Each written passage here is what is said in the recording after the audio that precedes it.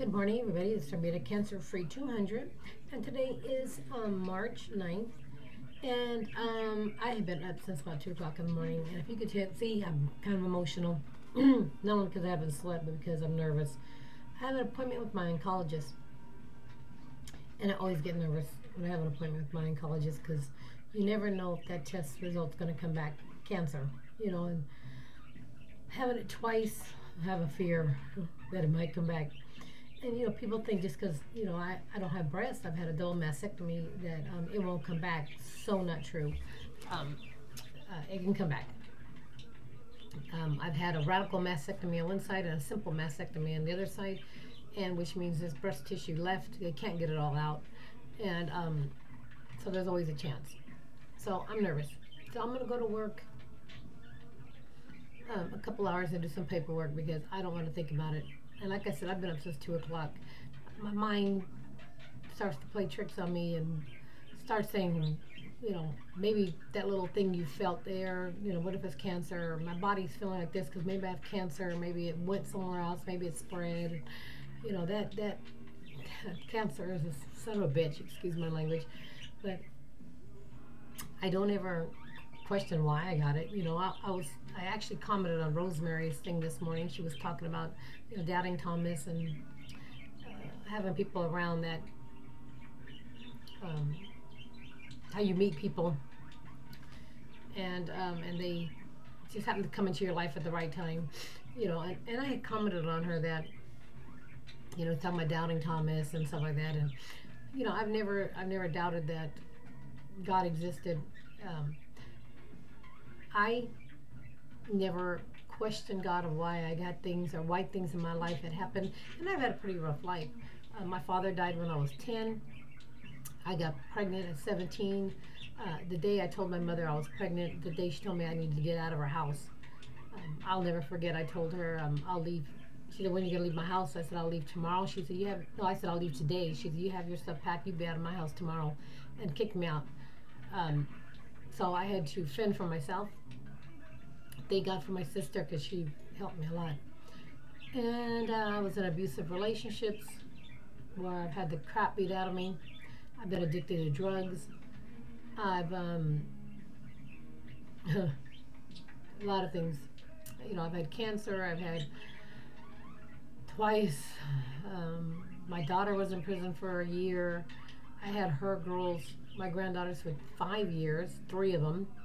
I've raised them during my cancer treatments. My son's in prison doing 12 years. I'm raising his 2 children. And all this time, I've had cancer twice and dealt with that and everything else. But I never questioned God. Why me? Why me? Because I think once I had thought, God, again, I got cancer, and I heard a voice in my head, saying, well, why not you? Why not you? I'm not going to give you anything that you can't handle. So I handle it. And I was telling Rosemary that in one of the comments I gave her today. I handle whatever God throws at me, Because He ain't going to give me nothing I can't handle. And I've been through a lot of crap. My life has not been easy, but it's been my choice. I've made it rougher than what it needed to be, Anyways, I don't know why I'm talking about that. But I don't know. I'm just really nervous. And I just hope and pray that everything comes out good. I've had some other issues lately. My foot's been numb. Top of my ankle's been numb. I said in some other video, they did an MRI of my back and said my L spine, I guess that's lower spine, was deteriorating a little bit, but or something with it, but it wouldn't affect my leg. And now they want to do an MRI of my brain, and so now I have that in my head. Because they're testing me for MS. That's what they're checking. And I think this was one of the few times that I thought, gosh, now what? Why me? Come on, Lord, don't bless me no more with all this situations. But then I think, again, why not you? I'm no different than anybody else. I can, and the chemo I took was one of the strongest chemos that I had taken, and I know a lot of women who've taken it, adriamycin and cytoxin, and they told me it was going to affect my heart and my brain and my body, and especially the second time around. First time wasn't as bad, second time was worse. Um, and so why not me? You know, I don't think it's MS, but there's always that, you know, the devil plays games, you know, plays tricks on me and makes me think, well, what if, you know, talked to my cousin Angie, who sister-in-law has MS, and Angie was telling me how it started with her neck hurting, and my neck always hurts. So of course there I go. You know, maybe that's why my neck hurts.